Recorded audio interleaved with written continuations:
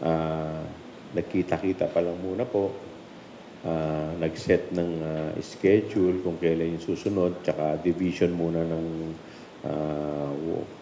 siguro yung mga kung sino nga hawak sa PR, sa mga ganun lamang po.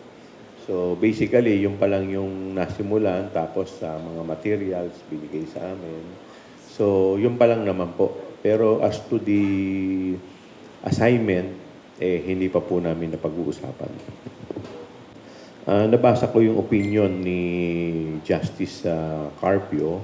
Ang sinasabi niya, pag nag-resign, ay hindi na raw po pwedeng ituloy yung impeachment. Pero ako po, from my legal standpoint, tingin ko, well, with all due respect, siyempre justice naman po yun at alam naman po natin yung kanyang experience. Pero siyempre kami naman po, sa akin po, kung ako po yung tatanungin, tingin ko po tuloy. Dahil doon po sa prayer na hinihingi po natin, doon sa impeachment, dalawa po yan eh. Una po yung removal ng ating Vice Presidente from the office at yung pangalawa, yung perpetual disqualification. So, assuming for the sake of argument na siya po ay nag-resign, siyempre, yung hindi na useless na yung removal. So, pero meron pa pong isang prayer na nakabinbin, which is yung issue ng perpetual disqualification. Kaya so, sa akin pong paniniwala, dapat ito'y ituloy pa rin. Although, siyempre, kanya-kanya naman ng legal arguments yan. Kasi ito nga pong impeachment case, it is a sui generis. Ibig sabihin po ng sui generis, namumukod tangi. Ibig sabihin, kakaiba siya eh. Diba? So, pwede po yung maging isang mga legal issues na pwede po natin kaharapin. For us non-lawyers, nabanggit nyo yung keyword, sui generis, ay Latin term. Kung ganun, may naniniwalang hindi na itutuloy ang impeachment process pag nag-resign siya. Sino po magdedesisyon nun? Congress, ay bang Senate as an impeachment court o yung Supreme Court? Hindi, ako po, ang stand ko po dyan, dapat ituloy. So, ang magdidesisyon po niyan is yung Senate.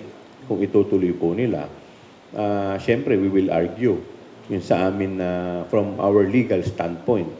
So, yun po yung ano yan. Kasi syempre, ano yan eh, kanya-kanyang argumento po yan ng magkaibang panig.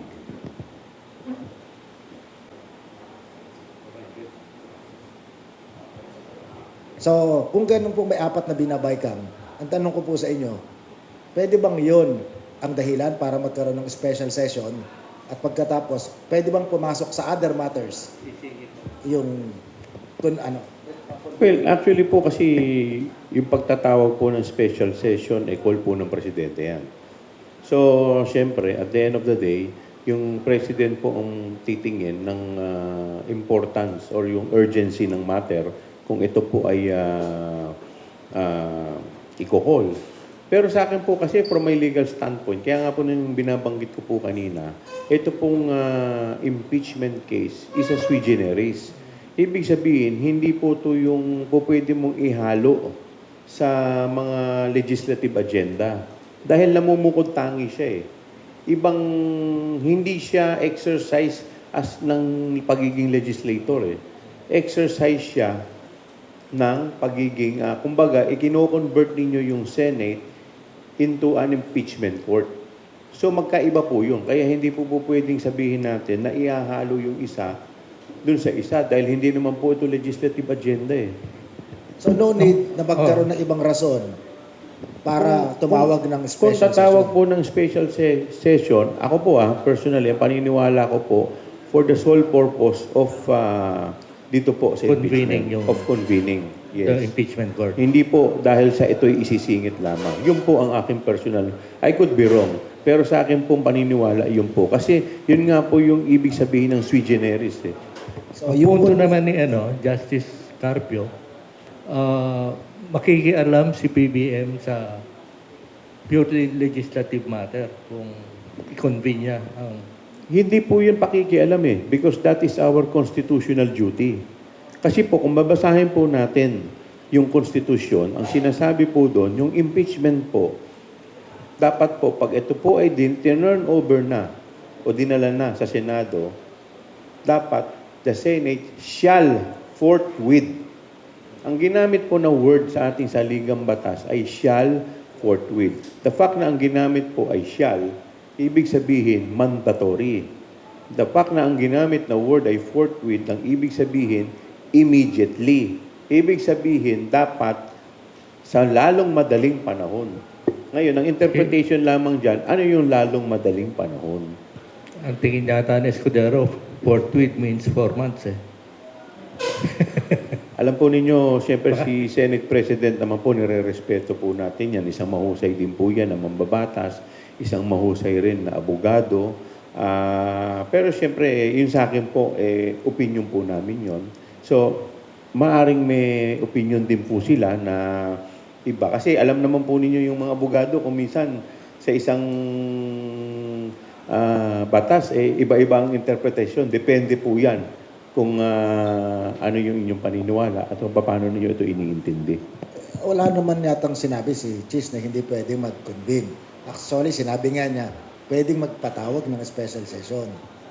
In fairness naman din po kay Senate President, siguro siyempre tinitingnan din niya yung dilema ng ibang mga kasama niya na nangangampanya rin po. Alam naman po natin na campaign season po talaga ngayon. Sa totoo lang, sa amin din naman po, mahirap din po to dahil hahatiin po namin yung katawan namin.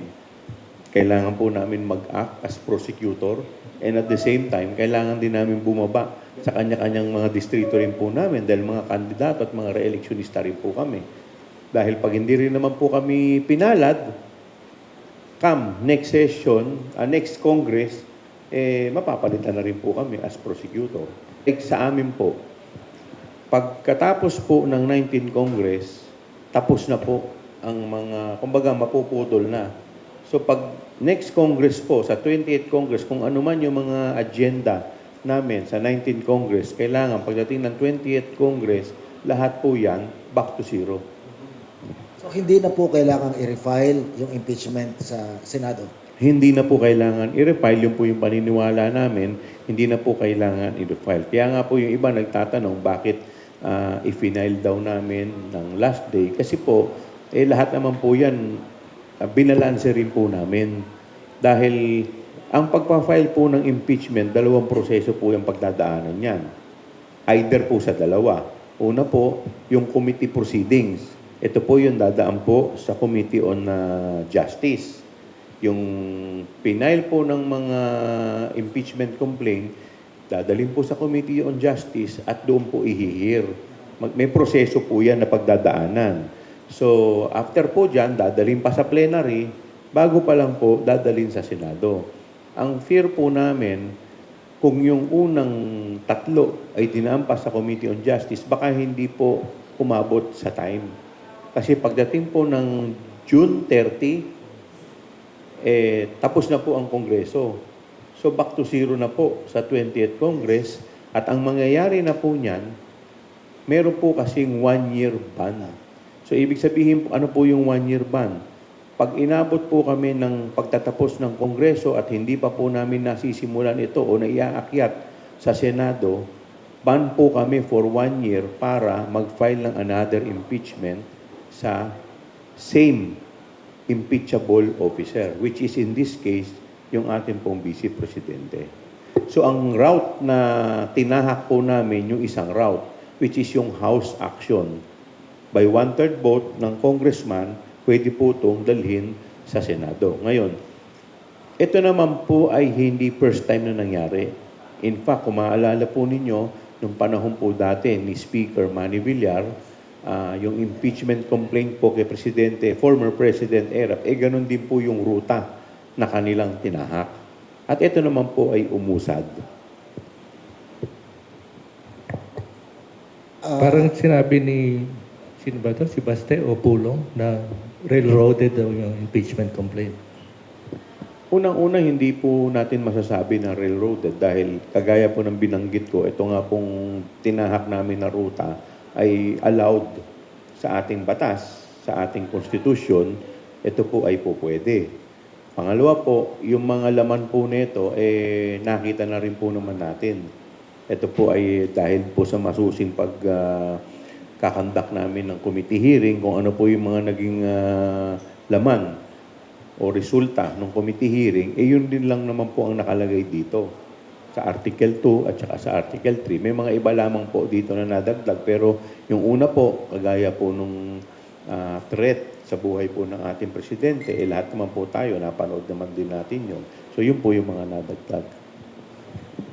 Again, as a lawyer that you are, yun yata yung railroading at saka yung allowed. May nagsasabi po kasing iba, ewan ko po, hingi po ang opinion ninyo, hindi raw allowed yun. That's the road to impeachment. Iba daw yung allowed Kasi yung allowed, parang may magbibigay pa ng ano sa inyo, may magbibigay pa ng go signal. Pero ang nasa konstitusyon, wala naman talagang yun yung daan Pag nakakuha ka ng at least 1/3. Tama po kayo. And in fact, ang nakuha po natin is more than 1/3. 215 at meron pa pong humabol na I think 25. So that is more than the 1/3 na required po ng batas. So, dahil 300, ilan nga po ang congressman ngayon? At least, 306 if I'm not mistaken. ilan po ang namatay na? Mga tatlo yata o dalawa. Tatlo. So, 62 or 63 lang hindi po mirma. More or less po. Pero even that po, talagang yung una pa lang, yung 215 po, sobra-sobra na po yan sa 1/3 Sige po. Nabanggit po niyo napanood ng mga Pilipino yung live press ko ni VP Sara tungkol dun sa alleged assassination na contract. Yung pong hindi namin napanood, paano po namin malalaman yun? Ipatatawag niyo ba yung... Ang hindi namin napanood yung record ng bangko Yan po may kasama sa inyong isasamon? Yung mga banks na... Doon po sa Article 4, ang isa po sa issue doon is yung sa SALN. So, definitely po, magiging subject din po yan ng ating hearing. So ilang bank accounts po ang patatawag nyo para ipabuksan? Well, I do not want to divulge muna yung iba dahil yung iba hindi pa naman po namin na i-discuss. Siguro when the time is ripe, or siguro sa mismong masasabi natin sa mismong impeachment proceedings na doon na lamang po. Kasi siyempre, pag-uusapan pa po lahat, pati po yung diskarte, hindi pa po namin napag-uusapan. At kung mapag-uusapan po namin, siyempre hindi naman din po namin po pwedeng i-divulge kung ano man po yun. Pero meron naman yung official report nyo after the Quadcom hearings, meron na nakalista doon ng mga findings, di ba? Ano yung tingin nyo pinakamalakas na ano doon? Well, kasama po dito, dalawang articles po ang nandito, yung malversation po tsaka yung sa bribery. It involves yung, well, nakita naman din po natin, yung 612.5 million na confidential fund, isa po yan sa magiging issue. At doon naman po sa bribery, yung pong pagtanggap ng mga DepEd officials ng payola. Yan po yung mga laman na may kinalaman po doon sa committee hearing. Nung dumalo ang dating Pangulong si Rodrigo Duterte sa Quadcom hearing, may tinanong sa kanya tungkol sa bank accounts. Ang sagot niya, may bank secrecy. Tapos dagdagan ko pa yan, may paniniwala yung ilan na meron daw natatanging account sa Pilipinas, ang tawag yung FCDU, Foreign Currency Denominated Unit Account, na hindi pwedeng may absolute daw ang secrecy law ng bangko. Ang tanong ko po sa inyo, yan po bang secrecy law na yan sa bangko ay magagamit na kalasag para hindi mabuksan ng mga bank accounts ng mga taong gusto niyong buksan ng bank accounts? Hindi po. Pagdating po dito po, pwede pong isabpina ng impeachment court ang mga bangko. And in fact, yun din po yung nangyari. Nung maalala po niyo, marirecall ninyo yung panahon ni President Erap kung saan sinabpina ang bangko at nag-testify pa po yung isang Clarissa Ocampo, maalala po ninyo. Pero local banks lang ang pwedeng gano'n. Summon. Lahat ng bangko sa Pilipinas, yun po yung mga... Kasi nakita ko po dun sa complaint, parang bank account sa Pilipinas pa lang yata. Kung tama pong pagkakaano ko. Pero Parang wala po akong... DPI yata yung karamihan sa akin.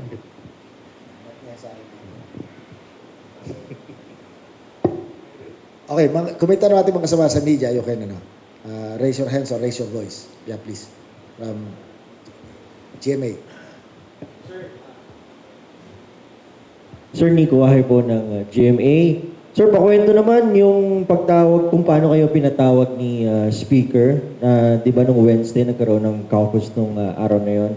Tapos di ba sir, halos 2 months pinaghandaan ng mga congressman yung fourth complaint. How did they arrive na ituloy yung complaint na yun? Well, actually, nung final po talaga yung first impeachment, first, second, at saka third impeachment, marami na po sa mga congressman ang, siyempre may mga iba humingi na ng mga kopya, but marami po ang nagsasabi na kung yun ang gagamitin, like for example, doon sa first impeachment, ang kapal po, it contains 23 articles, kung hindi po ako nagkakamali. So, tapos na yung 19 Congress, hindi pa po namin tapos na i-hear yan sa committee. So, yun ang isang concern. Yung pangalawa naman po, at saka pangatlo, maiksi. So, parang, kasi siyempre sa impeachment complaint, baka mamaya, magpapile ka ng impeachment complaint tapos hindi naman sufisyente. Kaya, ang suggestion ng ibang mga congressman ay siguro, we have to come up with something na medyo sufisyente. Hindi sobrang kapal, yung mga meat lamang ng first, second, at saka third. That's why ito po ang naigawa. Now, doon naman po sa pagpapatawag, actually, it's a party caucus. Hindi po si Speaker ang tumawag sa akin. Yung office ko po ang tumawag sa akin na meron nga daw party caucus. Tumawag po yung secretary ko, sinabi sa akin if I'm already in the vicinity. So at that time kasi papunta na rin ako sa sa office sa Congress dahil meron po akong scheduled meeting at that morning. So kaya po nung nandoon na ako, sabi ko sige, I will attend. So yun po, pagpunta ko po doon, nandoon po yung mga partido po namin. And then, ito po ay ipinresenta at diniscuss yung content.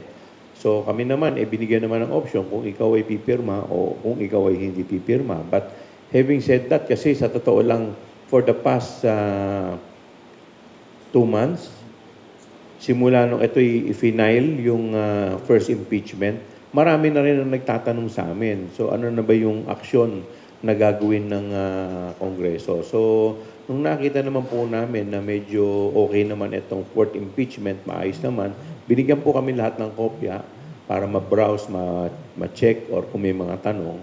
So nung nakita naman po natin, pumirma po tayo. Pang number 73 po ako sa pumirma. Sino po ang nag-assign ng 11? O paano napili yung 11 would-be prosecutors?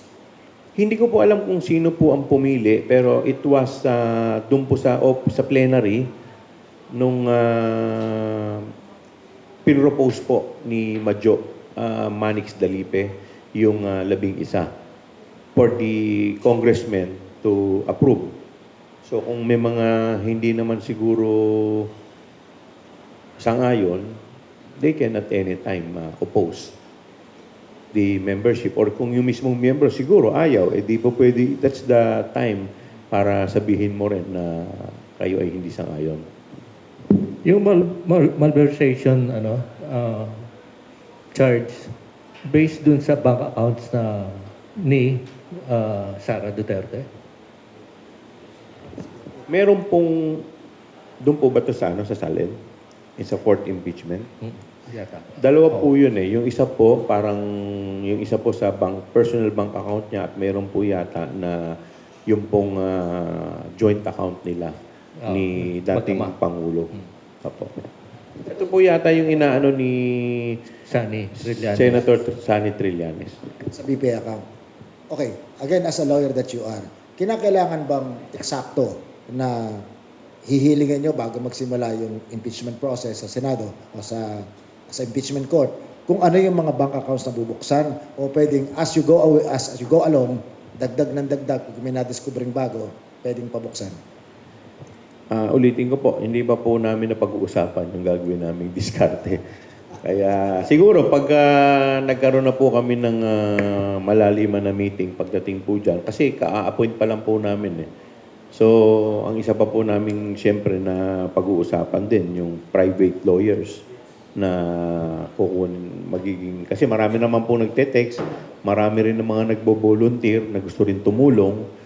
So, siguro yun ang, once na nabuo na rin po namin talaga yung legal team, that's the time na mapag-uusapan po talaga lahat yan. At sabi nila sino ba nagsabi na si Sara ba? Meron din nag-offer ng pro bono para sa kanila to defend them. Well, I'm sure because this is historic. So, this will be part of our history. So, kung sino man yung mga law office na masasama po dito, maisasama po nila yan sa kanilang resume.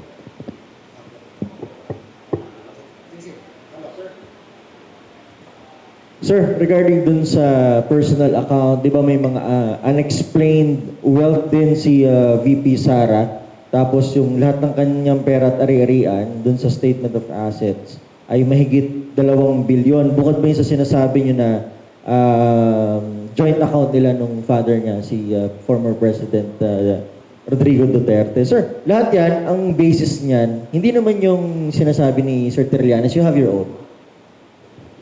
Parang salin lang lahat yan. Sir. Yung SALN kasi to yung pinaka-core nung Article 4 eh. So, siyempre, kung meron nga totoong joint account sila, dapat naka-ano rin yun, magre-reflect din yun sa SALN. So sir, your info ng joint account coming from? Ito po yung dinivulge ni Senator Sonny Trillanes. Di po ba kung maalala po ninyo, meron po siyang binanggit po neto. Hindi ko ba yung, Kong, umalala ko, yung SALN ang pinakamapangatip na 4 na letra sa mga impeachable official. Nakadalawang impeachable official tayo na natanggal dahil sa SALN. Sereno at si Corona. Well, noong time kasi nila, yun ang isa sa mga malakas na ebidensya. So, dito naman, tingin ko, halos lahat naman ng isinama namin dito, malalakas naman din po. Sir, sorry. Last na lang po. Asking ako kanina kung yung kay Senator Trillanes yung basis natin, you said yes. But do we have your own confirmation about it o yun na yun? Actually kasi yung materials, kabibigay pa lang sa amin. So, hindi pa namin talaga na kumbaga, kailangan siyempre ilang beses mo rin reviewin lahat yan, pati yung mga evidence.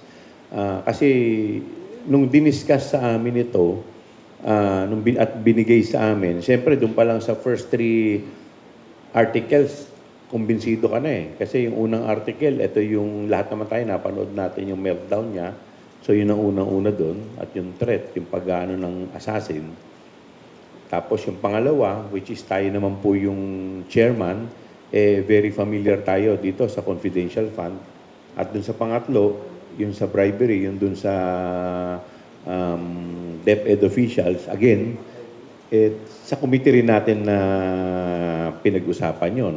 Kaya doon pa lang sa unang 3, medyo ano ka na, alam mo na medyo, kumbaga hindi medyo, mabigat na yung ebidensya. So, yun po. Pero siguro give us enough time para talagang totally mapaalis namin itong lahat. Tsaka mag-gather pa namin yung mga ebidensya at tsaka siguro mapag-usapan pa kung ano yung magiging flow ng aming diskarte.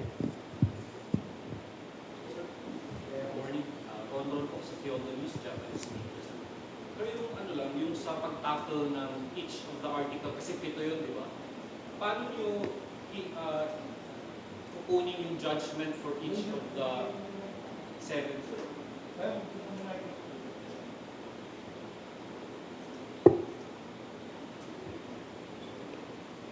Yung ano lang sir, yung aantayin niyo ba na yung 7 matapos na or iisa-isahin niyo po yung tapos hihingin ng judgment for each? Well, kung maalala po ninyo dun po sa impeachment ni Chief Justice Corona, I think ilang articles din po yun eh. Pero nung nakita nila dun sa isang article pa lang, which is yung sa SALN pa lang, sufficiente na, dinrap po nila yung ibang articles. At doon na lang nag-ano na sila sa isang article. So, kagaya nga po ng binanggit ko kanina, depende to sa magiging flow ng hearing. Kung sa tingin namin, sufficiente na yung isang article or dalawa na napatunayan namin, hindi ko po kasi definite ngayon dahil wala pa yung talagang legal na hindi pa kami talaga nag-uusap yung tungkol sa mga diskarte na gagawin eh. Pero yun po kasi yung nangyari. Itong binabanggit ko lamang po, yun po yung nangyari sa impeachment case ni Chief Justice Corona. Yung rule of that sir will be decided by the Senate pag nag-set na sila ng rule or Yung rule po kasi i-adapt ng Senate. So rule po nila ang ibibigay sa amin. Sa ngayon, wala pa rin kasi silang na-i-adapt, wala pa silang na-i-amend. So hindi pa rin natin alam kung ano yung final rule na susundin po natin. So siguro pag nag-convene na po sila, yun po kasi yung unang-unang gagawin nila. Di ba kung June 2 pa yung magkukonvene? So June doon natin makukuha. Kung sa June makukonvene. Opo. But of course, syempre ginagalang naman po natin yung wisdom ng Senado. Sir, isa pa, sorry. On the scenario of a resignation before mag-convene yung court, halimbawa mag-resign si VP Sara,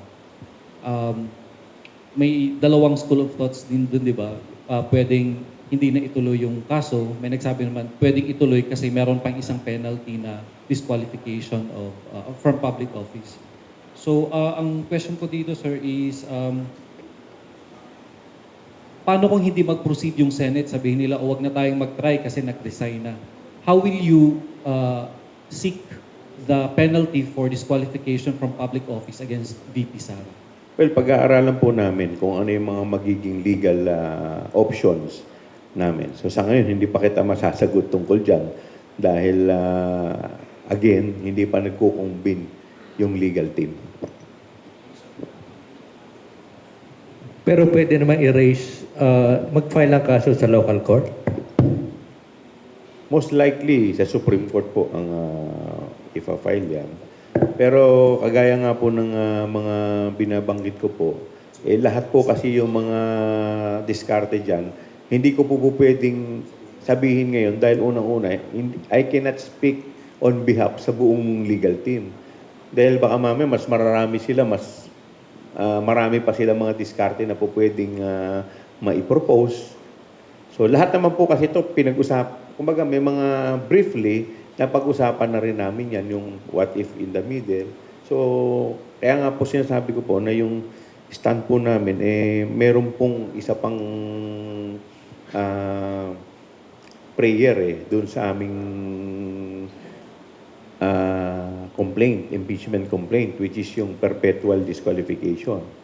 So, although siyempre, sasabihin naman nila na ito'y kaakibat ng removal.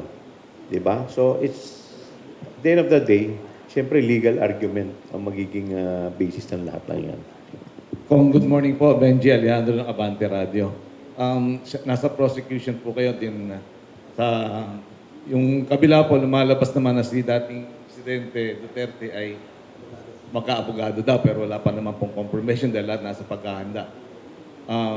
Tama po ang termino na seasoned prosecutor ho siya. Paano po ang kayo po, dahil nga nasa paghahanda pa rin ho kayo, ano ang inyong magiging diskarte dito, Congressman? Well, unang-una, karangalan po namin na kung sakasakali si Presidente Digong ang isa sa mga magiging parte ng defense, siyempre karangalan po namin na isipin po ninyo isang dating presidente. Pangalawa, alam naman din po natin na si dating Pangulong Presidente, bago po ito sumabak sa politika, ay dati po itong prosecutor or piskal. Kaya alam din po natin na maalam talaga to pagdating po sa mga rules of court.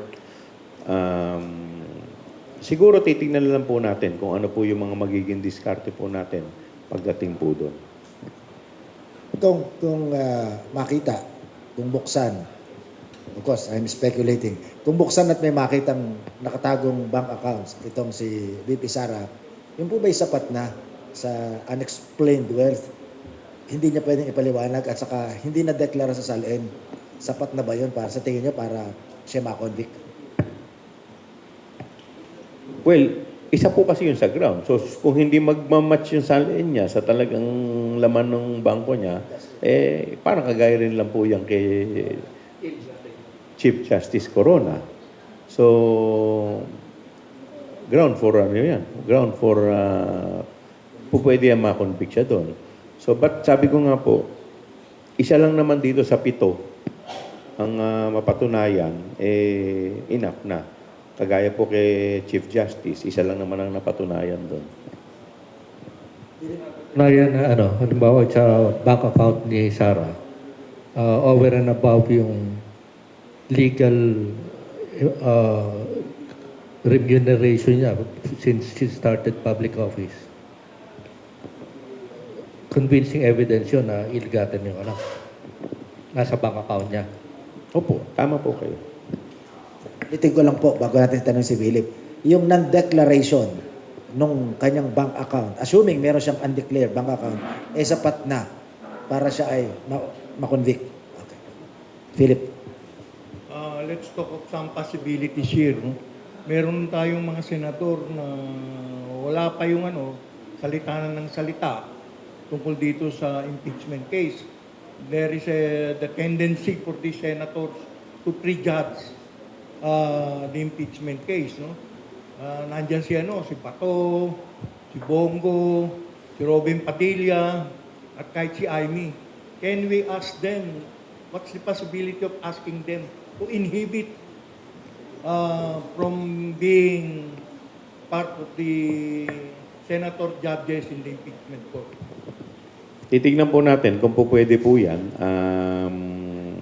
Kagaya po ng binanggit ko kanina, aantayin po muna natin yung team. Yung team po namin.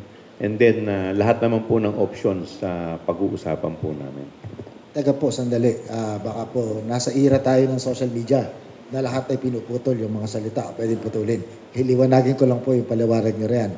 So, wala po kayong opinion as of now kung dapat mag-inhibit o hindi yung mga senador na nagsasalita tungkol sa impeachment. Tama po kayo. So, siguro, out of delicadeza, pwede rin naman pong sila mismo mag-inhibit. Diba? So, Pero hindi po ba, dahil sabi niya, sui generis itong impeachment ko? kagaya po ng binanggit ko kanina, aantayin po muna natin yung team ng lawyers. So, saka po namin pag-uusapan pa muna kung ano po yung magiging diskarte. Kasi sa amin pong mga non-lawyers na marunong mag-subtract at magdagdag, pag pinag-inhibit mo, tantamount yan ng pagboto ng acquittal. Sa akin po kasi it's a numbers game diba? So pag numbers game po yan, so ang magiging basis, aalamin po natin kung ano po ang magiging basis kung kulang sila. Yes. So siyempre kung like for example ngayon 24. So para sa conviction dapat 16. 'Di ba? Ay 23 ngayon, 23. Pero pag inabot po tayo ng July, 24 na ulit. So 16 yung kailangan. Medyo kinakabahan po ako, baka 8 ang mag-inhibit. Dahil hindi, nakapagsalita ako tungkol dyan. Kasi para mong pinalusot si Sara noon. Hindi, kaya nga po, sabi ko nga po, kagaya po ng binabanggit ko, ang question po dito, pag nag-inhibit sila, kasama ba sila dun sa numero? Diba? So, kaya nga kailangan po talaga dito, mag-usap muna kami ng mga legal team at titignan po namin lahat ang magiging. Kasi unlike yung sa normal court, pwede kang mag-request para pagka may mga impartiality, maliwanag yung impartiality, po pwede kang mag-request for inhibition sa court. Magpapalipat ka magpaano ka ng judge or sa fiscal pagka nasa preliminary investigation pa lang. But dito nga po kasi iba eh. Kung maalala ko yung impeachment ni Corona, ganun din yan eh. Marami nagsasabi na marami kakampi ni Corona ng mga senador. Isa dyan sa pinagbintangan, nakakampi ni Corona, ay si then Senate President Juan Ponce Enrile. Pero nung dumating yung trial, di ba siya yung nag-utos ng ipadlock yung buong Senado para hindi makalabas si Corona? At siya yung nanguna para ma-convict siya, no? Si Corona. Ako sa tingin ko at the end of the day, respetuhin muna natin, tignan muna natin yung proseso. Siyempre, with all due respect din sa ating mga senador. Ako naman po naniniwala at the end of the day, mananaig pa rin po yung kanilang tungkulin, pagiging Pilipino at tungkulin po sa bayan.